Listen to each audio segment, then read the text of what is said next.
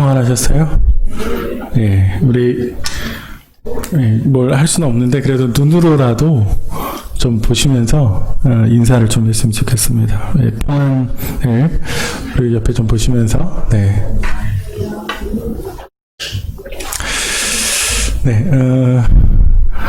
언제쯤 우리가 마음 편하게 서로를 대면하면서 예배 드릴 수 있을지 모르겠습니다만 어쨌든 기대하면서 나갔으면 좋겠습니다. 기도하겠습니다.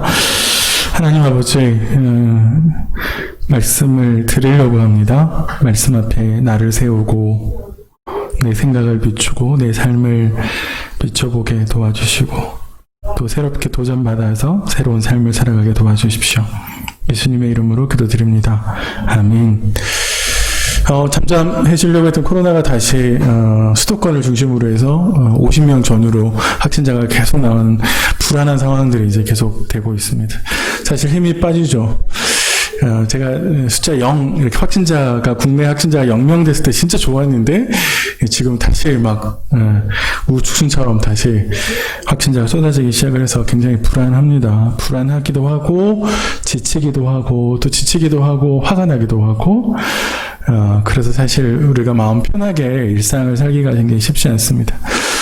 우리 마음도 편하지 않은데 매일 말씀을 보니, 지금 우리 고린도전서를 살펴보고 있는데요. 고린도전서가 계속 고린도 교회 안에 있는 문제를 계속 다루고 있기 때문에 이게 사실 불편합니다. 앞에서는 분쟁의 문제를 다루고요. 오늘은 음행을 다루고 내일은 소송하는 거 다루고 그 다음은요. 또 그 다음에는 매춘하는 것도 다루기도 하고 바울이 막 뭐라 그러기도 하고 우상의 재물 먹는 걸로 계속 바울이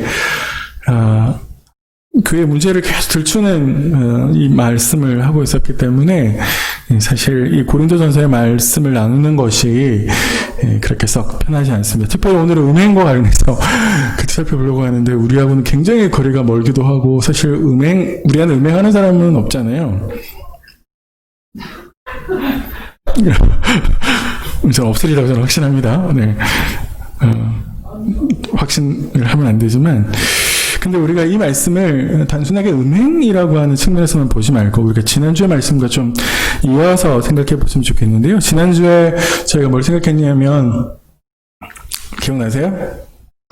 네, 죄송해요. 물어서.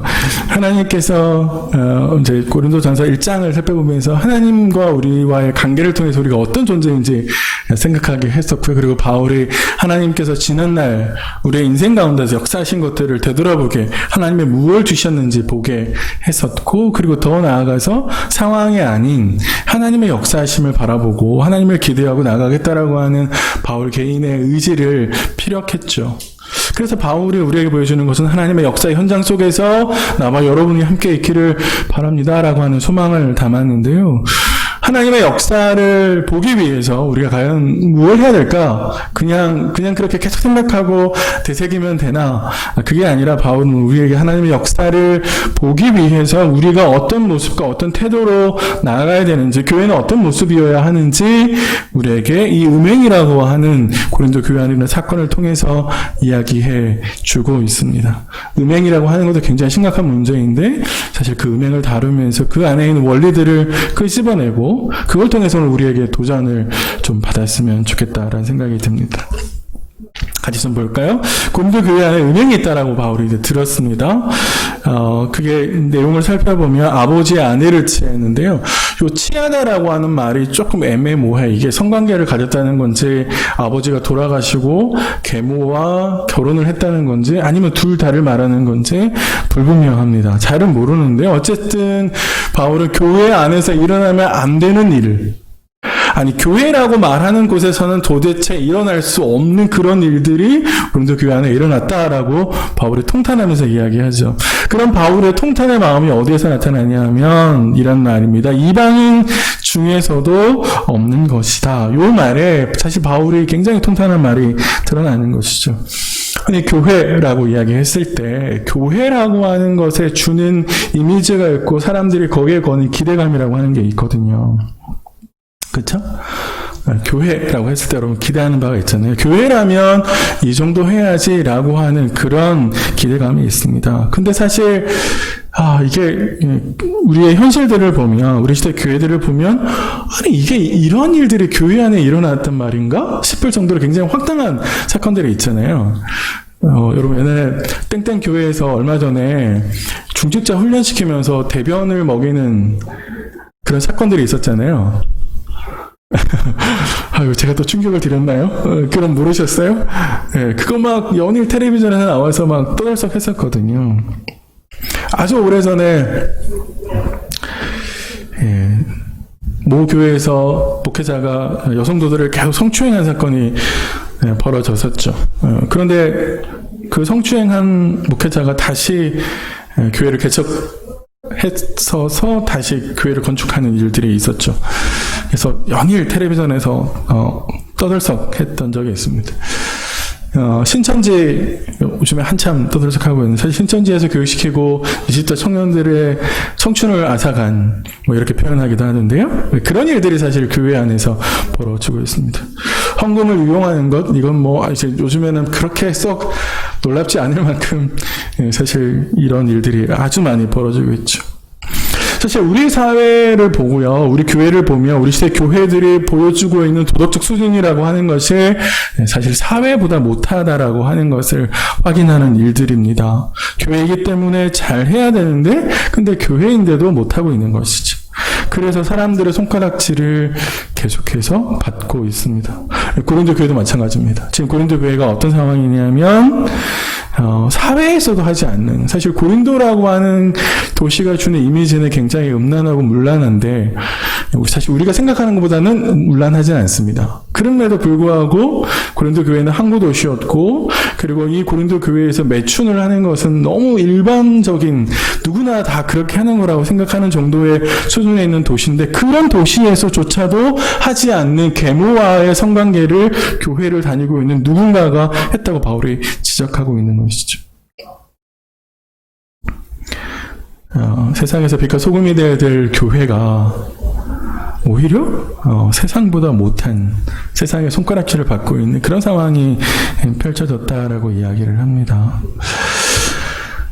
성범죄는 사실 똑같은 모양은 아니지만 우리 시대에도 일어나죠. 교회에서 일어나고 있습니다. 목회자의 성범죄 사건은 뭐 어제 오늘 일이 아니고요. 목회자만 그런 게 아니죠. 사실은 교회 안에 성도들도 그렇죠. 이게 남자들만의 문제입니까? 이게 남자들만의 문제라 그러면 남들이 좀 억울할 수 있을 것 같아요. 여자들도 그렇죠. 여성들도 사실 이 음행의 문제에 있어서는 자유롭지 못합니다. 우리 가운데 지금 예배에 참석하신 분들 중에 음행에 관해서 난 굉장히 자유롭고 난 굉장히 자신 있어 이럴 수 있는 사람이 있습니까? 없으시죠. 사실 이건 자신할 수 있는 문제가 아닙니다. 그런데 사실 바울은 교회 안에 일어난 성범죄를 들었을 때, 그런 끔찍한 사건을 들었을 때 교회가 어떻게 반응해야 되느냐라고 우리에게 이야기를 하는데요. 바울은 우리에게 아파라고 이야기를 합니다. 유진 피터슨이 쓴 메시지 성경 고린도전서 5장 1절 2절에 보면 이런 대목이, 유진 피터슨이 이렇게 이야기를 해요. 그런데도 여러분은 그런 일로 당혹스러워하기는커녕 태어나기만 하더군요. 그 일로 비탄에 젖어야 하지 않겠습니까? 그 일로 무릎을 꿇고 울어야 하지 않겠습니까? 이게 사실 바울의 마음을 잘 표현한 것인데요. 우리 개역 성경의 표현은 약간 고어체라서 그런데, 누군가의 죄를 보았을 때, 알았을 때, 목격했을 때, 그때 우리가 어떤 행동과 반응을 보여야 되느냐는 거예요. 그저 비판하고 손가락질하고, 어떻게 목사가 저럴 수 있어, 어떻게 성도가 저럴 수 있지, 집사라는 사람이, 교회라는 것이 어떻게 그럴 수 있지, 거기에서 멈추는 게 아니라는 거예요. 조롱하거나 그의 잘못을 들추거나, 그래서 온 동네방네 소문을 내는, 그게 우리의 교회로서의 할 일이고 성도로서의 할 일이 아니다라고 바울은 이야기합니다. 해야 할 일은 그 사람의 문제를 나의 문제로 가져오는 거죠. 그것을 나의 문제로 생각하고 아파하고 가슴을 치고 통탄하고 비탄하고 애통하는, 그게 바울의 한 몸된 성도로서 우리가 서로를 향한 예의라고 이야기를 합니다. 그것이 꼭 비단 음행의 문제뿐만 아니라 교회 앞에서 교회가 하지 말았어야 될 일들이 교회 안에 일어났다면 그 문제와 관련해서 사실 그의 문제가 아니고 나의 문제고 우리의 문제라고 생각하고 그것에 대해서 마치 내가 하나님 앞에서 범죄한 듯한 회개가 있어야 된다라고 바로 우리에게 이야기하는 것이죠. 근데 사실 고린도 교회는 아파하지도 않고 비탄하지도 않고 비통해하지도 않습니다. 아예 웃긴 거는 아무런 일이 교회 안에 일어나지 않았다라고 하고 싶어 하는 것처럼 보여요. 수면 아래로 이 문제를 가라앉히고 싶어 합니다. 바울은 이런 일이 일어났을 때 여러분 적절한 조치를 취해야 하는 것 아닙니까? 라고 이야기를 하는데 고린도 교회는 죄를 지은 이에게 아무런 조치를 취하지 않고 있습니다. 왜 고린도 교회가 교회 안에서 사회에서도 지탄받는 엄청난 사건의 일을 저지르는 사람한테 왜 아무런 일도 하지 않았을까요? 이럴 수 있죠. 고린도 교회가 가지고 있는 신학 속에, 생각 속에 이 사람이 저지른 죄가 아니라고 생각할 수 있습니다. 충격적이지만 고린도에 사는 사람들은 영과 육을 구분해서 생각했거든요. 그래서 구원을 받는 존재는 영이지 육이 아니야 라고 생각했고요. 그래서 육이 행하는 것들은 영의 구원에 있어서 아무런 영향을 미치지 못해 라고 생각했습니다. 그래서 사실은 육이 지은 죄에 대해서 비판하지 않고 문제가 없다라고 생각했을 수 있습니다. 또 하나 고린도 교회 사람들은 바울이 6장에서 자주 언급하는데요. 모든 것이 가하다라고 자신들의 캐치프레이어처럼 이야기를 했습니다. 내가 모든 걸 다 할 수 있지. 내가 다 할 수 있지. 라고 생각을 했었습니다. 그렇기 때문에 계모와 성령에 가지는 것 내가 할 수 있지.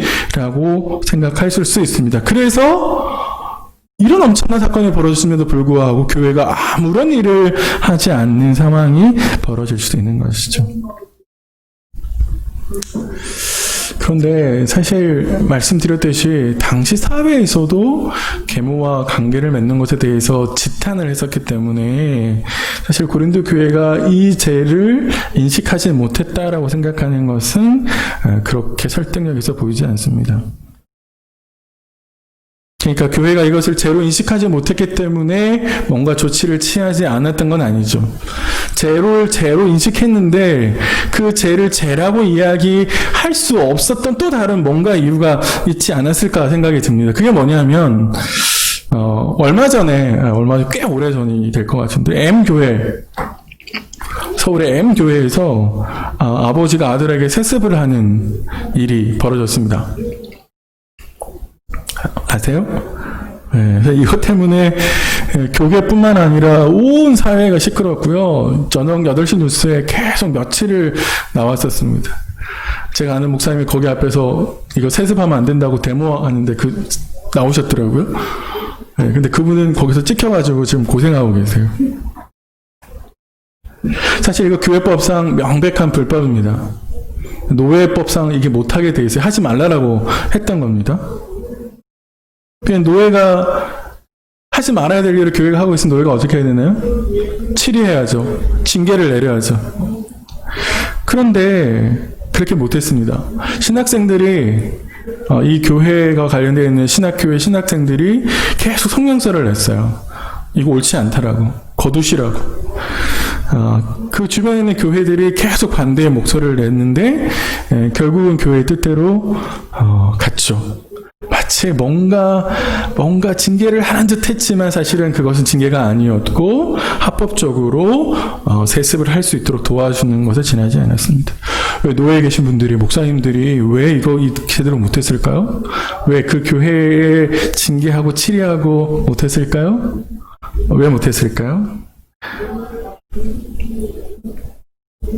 회사에 힘을 가지고 있는 직급에 계신 분이 뭔가 잘못하면 아래 회사 사원들이 그거 틀렸습니다라고 말하기가 쉬운가요? 쉽지 않잖아요.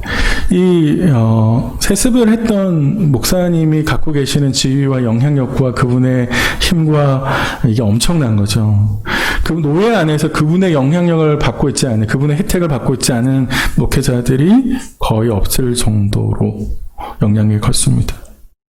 징계를 논의해야 될 분들이 사실은 그분으로부터 많은 혜택을 입고 있기 때문에 거기에 대고 징계해야 됩니다라고 틀렸습니다라고 말을 못하는 것이죠. 경제적으로 많은 혜택을 보았기 때문에요. 반대하기 쉽지 않았던 것처럼 보입니다. 오늘 본문에 등장한 이 사건도 사실 계모와 성관계를 가지고 있던 이 사람들이 사실은 꽤 엄청난 교회 안에서 지위와 영향력을 또 사회적으로 명망이 높은 사회적으로 힘과 권력이 있는 사람이었던 것처럼 보여요. 막강한 경제력을 가지고 있기 때문에 그리고 교회를 막강하게 후원하고 있기 때문에 그렇기 때문에 누구도 그게 죄라고 지적을 못하는 것이죠.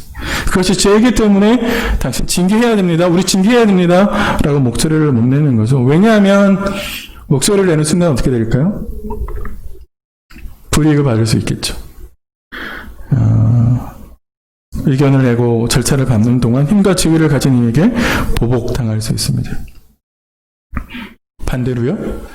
그동안 그 사람으로 말미암아 얻었던 혜택들을 어떻게 할까요? 다 하나도 누리지 못하게 되는 상황이 벌어질 수도 있잖아요. 요즘에 우리 연일 S전자에 제가 실명을 이야기 안 한 듯한데 그러네요. 제가 한 건가요? 거기에 이제 그 탑 리더 되시는 분이 구속되냐 마냐 이런 걸 가지고 떠들었잖아요. 사실 그 회사가 가지고 있는 사회에 막대한 영향력이죠. 명백한 불법인데 사실 그 회사가 가지고 영향력 때문에 그와 관련된 언론들도 조용하죠. 제가 만약에 그랬다면 어떻게 했을까요? 네, 저는 뭐 볼 것도 없죠. 제가 만약에 저희 교회 헌금을 횡령했어요. 그러면 어떻게 될까요? 그냥 저는 곧바로 가죠. 제가 가지고 있는 사회적 영향력과 지위 뭐 이런 게 있습니까? 그런데 왜 유독 그 회사만 왜 그럴까요? 다 자기에게 이익이 있는 거죠. 그거 눈 감아줌으로써 얻는 혜택이 있는 거고 이미 혜택을 많이 받고 있는 거거든요. 결국 이해관계가 얽혀있기 때문에 죄를 죄라고 지적하지 못하는 거죠. 이해관계가 얽혔기 때문에 교회가 이미 그 사람으로 말미암아 많은 혜택을 받고 있고 그 혜택이 사라지는 것을 두려워하기 때문에 사실 말하기가 쉽지 않죠. 이렇게 보면 결국 자신의 이익 때문에 죄를 죄로 여기지 않고 징계도 하지 않는 상황이 고린도 교회에 펼쳐졌다고 볼 수 있습니다. 자신의 이해관계 때문에 모르는 척, 없는 척, 아무 일도 안 일어난 척 가고 있는 것이죠. 결국 그것은 바울이 계속해서 이야기하고 있는 교회가 아닙니다. 교회 스스로 교회 본질을 잃어가고 있는, 우리는 교회가 아니에요 라고 이야기하는 것이고 그것에 대해 눈 감는 성도들은 나는 성도가 아니에요 라고 이야기하는 것이죠. 근데 사실 우리는 늘 일상에서 이런 일들을 맞닥뜨리잖아요. 진리와 눈앞에 보이는 이익 사이에서 우리는 갈등하거든요. 이론적으로는 진리가 힘을 가지고 있다라고 생각을 하죠. 그럼 그렇게 배웁니다. 그런데 사실 현실 속에서는 진리가 힘을 가지고 있는 게 아니라 힘이 진리가 되죠. 힘을 가지고 있는 사람들이 진리를 다시 만들어내고 힘을 가지고 있는 사람들이 하는 말과 행동과 제시하는 기준이 진리가 되는 그런 시대가 되는 거죠. 바로 우리는 그런 시대 속에서 사실 갈등하거든요. 진리와 현실 사이에서 갈등합니다. 말씀은 그게 아닌데 당장 내 눈앞에 보이는 현실을 생각하면 당장 내가 얻을 수 있는 이익을 생각하면 아니면 내가 진리를 지킴으로 말미암아 말씀을 따라감으로 말미암아 잃어버리는 내 것이 너무 크게 보이기 때문에 사실 우리는 그 사이에서 갈등하죠. 눈앞에 보이는 이익을 포기하기 어렵잖아요. 당장 눈에 보이는 손해를 감수하는 게 굉장히 어렵잖아요. 그리고 당장 내가 하나님 말씀대로 살아간다고 그래서 그게 당장 내 앞에 엄청난 혜택과 수익을 가져다 주는 게 아니거든요. 말씀을 지키면 지킬수록 내 삶은 초라해지고 내 삶은 더 움츠러들 수밖에 없고 내 삶은 더 웅색해지는 것이거든요. 그때 바울은 우리에게 성도라고 하는 사람의 정체성을 떠올리게 합니다. 예수님께서 우리를 위해 죽으셨습니다 라고 이야기를 하면서 우리를 위해 죽으신 예수 그리스도가 우리를 어떤 존재로 만들게 하셨는지를 생각해 보라고 이야기를 합니다. 제가 지난주에 말씀 나누면서 성도라고 하는 사람은 하나님이라고 하는 길을 걸어가는 사람이라고 제가 말씀을 드린 적이 있는데, 오늘 말씀을 보면 성도라고 하는 사람은 이익을 따라 움직이는 사람이 아니라 진리를 따라 움직이는 사람이라고 바울은 우리에게 열심히 경고하는 듯 합니다. 내 눈앞에 보이는 이익에 있고 없고가 내가 뭔가를 하고 안 하고를 결정짓는 것이 아니라 그것이 하나님의 말씀이고 진리이냐를 따라서 나의 판단과 행동의 기준이 된다라고 하는 것이죠. 그래서 성도라고 하는 사람의 정체성은 돈이 되느냐 안 되느냐 이게 문제가 아니라 그것이 하나님의 뜻이고 그것이 진리인가, 그게 성도의 정체성이라고 이야기를 하는 겁니다. 하나님의 역사는 바로 그런 진리를 지키는 사람들의 삶 속에서 드러납니다. 하나님의 손길은 바로 그런 진리를 지키려고 애쓰는 작은 공동체 안에서 일어나는 것이죠. 저는 코로나가 계속되면서 우리 성도님들의 경제적인 상황이 계속 어려워질 것이 염려가 됩니다. 하반기 때 더 어려워지겠죠. 아마 더 힘들고 어려운 상황들이 우리 앞에 펼쳐질지 모르겠습니다. 지금까지 잘 해오셨는데 앞으로 또 잘 하셔야 되는데, 사실은 그 경제적인 상황이 계속 나를 유혹하잖아요. 딱 한 번만 유혹하잖아요. 한 번만 눈 감으라고 유혹하거든요. 그런 유혹들을 잘 좀 우리가 함께 이겨낼 수 있기를 바랍니다. 바울은 모른 척하고 아무것도 안 하고 넘어가려고 하는 고린도 교회를 향해서 매우 단호하게 이야기를 합니다. 3절부터 5절에 있는 이야기가 바로 바울이 고린도 교회에 단호하게 주문하는 내용인데요. 근데 말이 좀 어려워요. 한번 그래도 읽어볼까요? 3절부터 5절까지 우리 한 목소리로 한 번만 읽어보겠습니다. 시작. 내가 스스로 몸으로는 떠나 있으나 영혼은 함께 있어서 거기 있는 것 같이 너희는 자녀를 인도한다느니라. 주 예수의 이름으로 너희가 내 영과 함께 모여서 우리 주 예수의 능력으로 이런 자를 사탄에게 내주었으니 이는 육신은 멸하고 영은 주 예수의 날에 구원을 받게 하려 함이라. 말이 좀 어려운데 아마 바울은 두 가지 이야기를 하는 것 같아요. 내가 여러분들과 함께 있어 여러분들이 지금 하고 있는 행동들에 대해서 혹은 그 사람의 행동들에 대해서 내가 이미 판단을 했습니다 라고 바울이 이야기를 하고, 내 판단과 여러분의 판단이 다르지 않기를 바라는데 주 예수님 이름으로 모이는 그날에 그 사람을 내쫓으십시오. 이게 바울이 지금 하는 이야기처럼 보입니다. 우리 성경은 사탄에게 내주었으니 이렇게 번역을 했는데, 요거는 이 말의 의미는 결국에 공동체 안에서 바깥으로, 공동체 바깥으로 내쫓으십시오 이렇게 번역할 수 있습니다. 그거를 더 이상 공동체의 한 일원으로 두지 마십시오 이렇게 이야기하는 거죠. 그래도 십수년 같이 한 사람인데 한번 사건 일으켰다고 바울이 지금 막 대놓고 그 사람 내쫓아 이렇게 이야기하고 있는 거잖아요. 바울이 이런 명령을 들으면은 사실 바울이 피도 눈물도 없는 맹혈인간처럼 느껴지잖아요.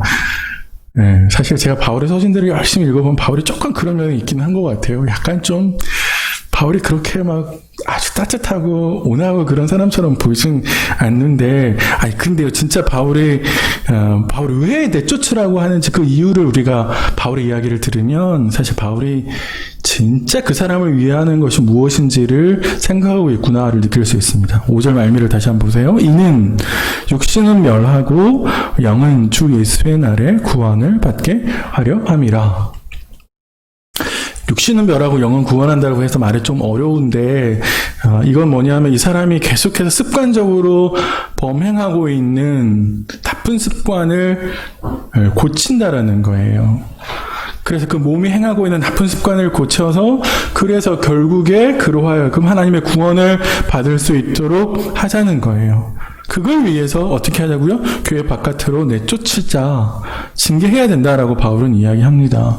이거는 이 사람을 위해서 진짜 이 사람을 위하는 길이 무엇인지를 보여주는 것이죠. 그게 뭐예요? 이 사람으로 하여금 죄로 잘못한 것으로 인식하게 하는 것이죠. 그래서 그가 다시 똑같은 죄를 짓지 않도록, 반복하지 않도록 만들어주는 것이죠. 그렇게 해야 이 사람이 결국 구원의 길로, 하나님의 구원을 경험하는 길로 갈 수 있는 거잖아요. 만약 아무런 징계를 하지 않고 그냥 넘어가 버리면 어떻게 되겠습니까? 쟤는 굉장히 교만해가지고 쟤는 외부로부터의 뭔가 압력이 들어오지 않는 한 쟤는 자기 스스로 깨달아서 이게 잘못이구나 이렇게 회개하지 않아요. 그렇게 하는 쟤 보신 적 있으세요? 없어요. 그래서 쟤는 교만해요. 그러면서 쟤는 계속해서 자신의 행동을 정당화해요. 문제는 이것이 그 사람으로부터 끝나는 것이 아니라 교회 안에 영향을 미치는 데 있습니다. 음행을 저지른 사람이 영향력 있는 사람이고 그 사람이 지위가 있는 사람이고 교회 중직이라면, 근데 그 사람이 음행을 저질렀음에도 불구하고 교회가 아무런 조치를 취하지 않는다면 어떻게 될까요? 사람들이 어떤 죄를 짓고 나서도 저기 중직도 하셨는데 그러지 않겠습니까? 저기 중직이 하셨잖아요. 근데 왜 저 같은 사람은 왜? 중직도 하셨는데?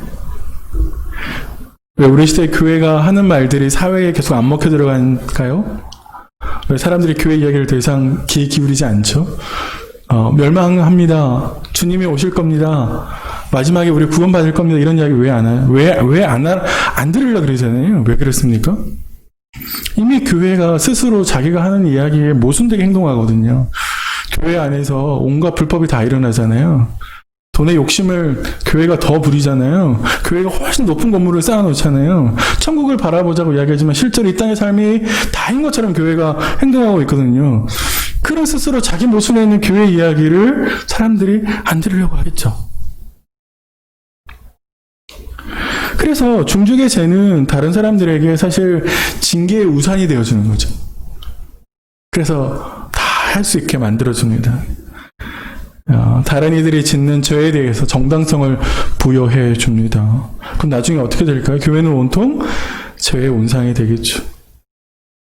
바울이 그런 이야기를 누르글예를 통해서 우리에게 들려줍니다. 빵 좋아하세요? 제가 군대에서 빵을 만들었거든요. 왜? 제가 만든 빵은 맛이 없었을 것 같으세요? 제가 반죽을 해가지고 반죽 계기가 있어서 빵을 만들었던 적이 있습니다. 빵을 만들 때 빵을 부풀어 오르게 하기 위해서 넣는 게 이스트잖아요. 그게 지금 우리 바울이 말하는 누룩인데, 그게 참 웃긴 게 조금만 넣어도 엄청 부풀어 오릅니다. 미역국 끓인 적 있으세요? 미역이 조그맣잖아요. 이렇게 말라 있어가지고. 그래서 나중에 그게 부풀어 오르면 어떻게 돼요? 한가득 되잖아요. 누룩이 바로 그런 역할을 하는데, 누룩은 아주 소량이라도 덩어리 전체에 영향을 미쳐서 엄청나게 부풀어 오르게 하죠. 제가 사실 이번에 코로나를 보면서 그런 생각을 했었는데, 이 조그맣고 작은 게 사실 눈에 보이지 않는 이 바이러스가 사실은 전 세계에 지금 영향을 미치잖아요. 우리의 삶을 완전히 바꿔 놓잖아요. 누룩이 바로 그런 것인데, 바울은 누룩을 통해서 죄가 공동체 안에 들어왔을 때 미치는 놀라운 힘과 놀라운 파급 효과를 파장을 이야기해 줍니다. 죄를 다스리지 않으면 그 죄는 온 공동체 안에 퍼지게 되는 것이죠.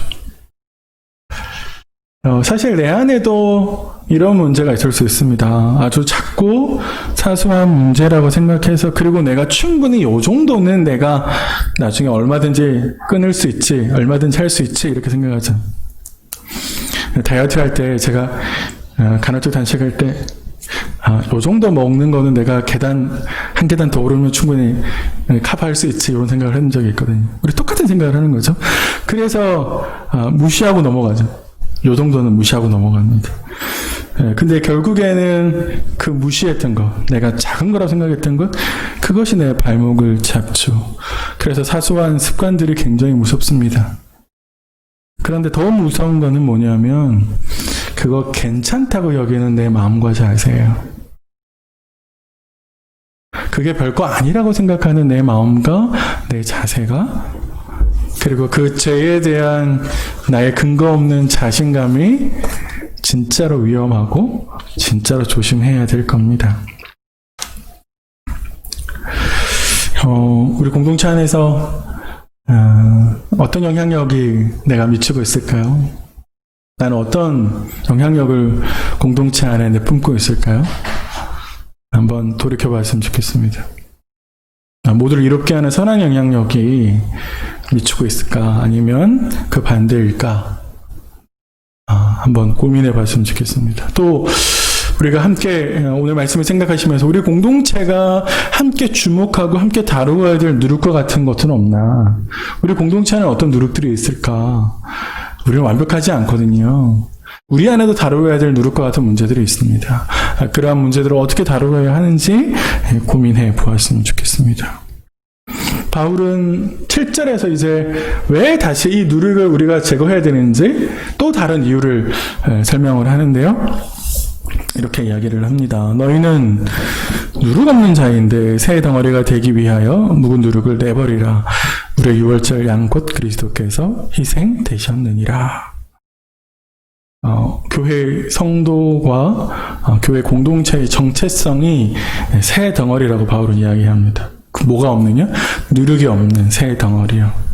주님이 우리를 그렇게 만드셨고 또 그렇게 만들고 계시다고 이야기합니다. 그래서 우리가 해야 될 일은 뭐냐면 계속해서 내 안에 있는 누룩을 찾아내고 그것을 내어버리는 일을 해야죠. 바울은 10절에서 그 누룩이 될 만한 것들이 무엇이 있는지 이야기해 주는데요. 음행. 근데 바울이 음행뿐만 아니라 탐욕도 이야기합니다. 에베소서에서 바울은 탐욕을 우상 숭배에 비유합니다. 자신의 욕심을 숭배하는 것이죠. 불법으로 남의 것을 빼앗는 것도 바울이 이야기를 합니다. 이런 말을 정리를 해보면 결국 누룩은 내가 하나님의 거룩한 백성으로 살아가는데 우리가 거룩한 공동체가 되는데 방해하는 모든 것들이 사실 누룩이 되는 것이죠. 바로 그리고 그것은 우리가 찾아내야 되는 겁니다. 주님과의 관계를 방해하는, 더 깊이 주님과 교제하는 것을 방해하는, 주님과 더 깊이 친밀하게 들어가게 하는 것을 방해하는 것, 그것이 바로 누룩일 수 있죠. 그건요, 내 자존심일 수 있고요, 내 게으름일 수도 있고, 내 자신감일 수도 있어요. 내 욕심일 수도 있고, 내 이기심일 수도 있고, 반대로 내 열등감일 수도 있습니다. 내 안에는 어떤 제거해야 될 누룩이 있습니까? 말씀을 정리해 볼까요? 바울은 고린도 교회 안에 음행의 문제를 다루면서 죄에 대한 우리의 태도를 돌아보게끔 합니다. 그리고 다시 우리가 어떤 존재인지를 되새기게 하면서 그 죄를 바라보고 죄의 문제를 해결하라고 촉구합니다.